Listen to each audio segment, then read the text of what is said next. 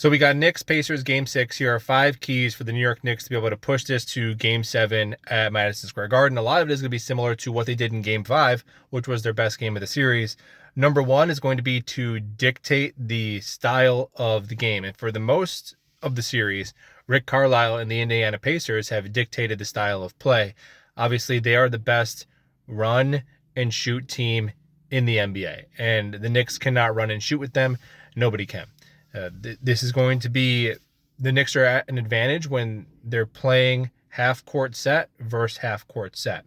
So, obviously, number 1, don't turn the damn ball over. The Knicks still had 15 turnovers in Game 5, but it was negated by Indiana having close to 20. So, don't turn the damn ball over. Even if you have to sacrifice shot quality, you got Mitchell Robinson and Josh Hart on the floor. I'd rather a bad shot and get a chance at an offensive rebound or just making that tough shot. Just the turnovers are killer. We got to limit the turnovers.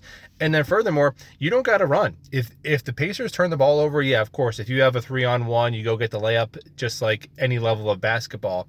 But if they turn the ball over, you can just find your point guard, dribble it up the floor, take the possession they gave you and get into your offensive set. You don't have to run. Because there's been times in this series where the pace is really frantic, the ball is loose, the Pacers turn it over, the Knicks have it, and then they try to push and they turn over. And at the conclusion of those frantic skirmishes, who usually ends up putting the ball in the basket? The Pacers. More times than not, it ends in a Pacers 3 when it's all getting frantic and crazy like that. So pick the ball up, get it to your point guard, run your offensive set. The Jets cannot stand up and strike with the Pacers. They got to take this fight to the ground. That's where they're going to be at an advantage. Number 2 is going to be prioritize defense, and there's a couple of things that go into that. We'll talk about minute usage even for Cat and Brunson because, and hold on to my justification, I think playing them a little bit less worked in Game 5. But prioritizing defense meaning, yeah, like guys like Wright, just literally tell the players, if you're playing defense, you're going to play more. And if you're not, you're going to be on the bench. It's just really that simple. Number 1 is going to be Shamet. Shamet, it's not a huge sample size, but his splits on the floor versus off the floor is as impactful as any perimeter defender in the NBA playoffs. And tell your guys, look, you got to fight over those screens. Again, in terms of dictating the pace and making things easy.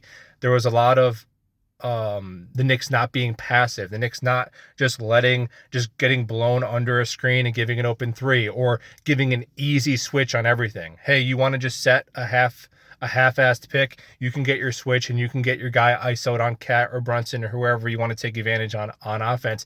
You don't have to let them do that. Make them earn it. The Knicks did a really good job of making them earn it. There was a lot more of Bridges picking up Halliburton your half court like the Pacers do with Brunson. So yeah, make them earn their shots and run them off the 3-point line. Force them to dribble and drive and trust your rotations. So they did a really good job at that. Keep that up. And whoever is playing defense, keep them on the floor. And if somebody's not, and they're not doing anything else to make up for it, Josh Hart, I love you, man, but that's the one that's coming to mind. I think Shamet maybe deserves more minutes than Hart. He's been shooting better too from 3. So number 3, I would say efficient use of Cat and Brunson's minutes. Now, Cat and Brunson both played around, it was 34 and 35 minutes respectively in Game 5. Now, obviously, that was due to some foul trouble by Cat. And they were both on the floor up until like a minute left, so it wasn't as though it was a blowout and they got to sit. And I think what you saw is like that might be the sweet spot. I understand, hey, they have the whole offseason to rest if you lose. It's not even about that. It's about the most efficient way to try and just win this single game. I don't know if it's playing them 43, 44 minutes. I think 35 to 37 minutes might be the sweet spot for them where like when Cat is limping down, like completely gassed on a fast break and it leads to an open 3. Do we need that? Where Brunson is so exhausted, he just has to like go under a screen and he's like holding his knees, trying to catch his breath, or he has exhaustion turnovers. Because is the extra 7-8 minutes you're playing them worth that? Or are you going to have Brunson play 35 minutes where he can actually get in the way on defense? He's never going to be a plus defender, but in Game 5, he got in the way. right? And I don't know if he's going to be able to do that if you're going to play him 45, 46 minutes. Same thing with Cat. So I think 35, 37 minutes might be the sweet spot with those guys, especially with Cat. You're playing him 43, playing him 42 minutes. Is he going to start just taking those exhaustion 38 footers? No, I want Cat aggressive the whole time, driving, getting to the free throw line, and both of them, again, getting in the way on defense, which is as much as we can ask for them because that's what it is with them defensively. They're offensive players. So number 4, this kind of ties into it. I would say lighten the load on Brunson. And what I mean by that is trying to get him the ball in spots without having to exert so much energy. Again, this is something the Knicks did. They made a concerted effort to do in the first quarter in Game 5. Then they kind of got away from it, where, dude, have Josh Hart dribble the ball up the floor, and then set like a pin down screen, off ball, Brunson come off the screen, and now catch the ball at the elbow.